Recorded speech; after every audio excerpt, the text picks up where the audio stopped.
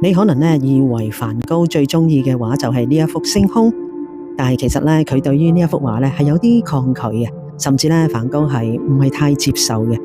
1889年咧，梵高喺法國一間精神病院嗰度咧接受治療，佢咧每日咧都係望住窗外邊嘅風景，畫咗咧好多好多嘅作品。但係咧星空呢一張咧其實唔係寫生嚟㗎，而係佢咧根據自己嘅幻想啊嘅記憶啊個情緒咧畫出嚟嘅。呢一幅作品咧，你會見到啲星空啊、啲雲咧係旋轉緊嘅，啲星星咧就好似咧閃耀緊咁樣，同埋咧有一棵好大嘅柏樹，仲有一個咧睇落好似好寧靜嘅村莊。但係你又知唔知嗰個村莊根本就係唔存在喺呢一個窗出邊？其實咧就係佢自己加上去幻想畫上去嘅。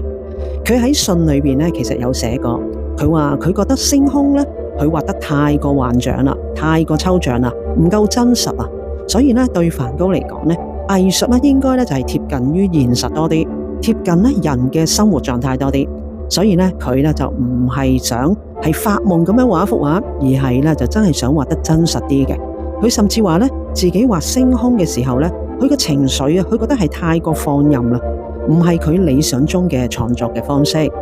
但係咧又好諷刺喎，今日咧星空呢一幅作品咧就成為咗佢最出名、最受歡迎嘅畫作之一。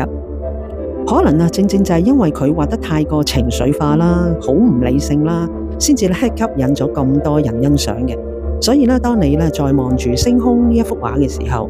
唔好淨係覺得佢好靚，佢其實係代表緊梵高佢嘅內心當時最混亂、最痛苦嘅一刻，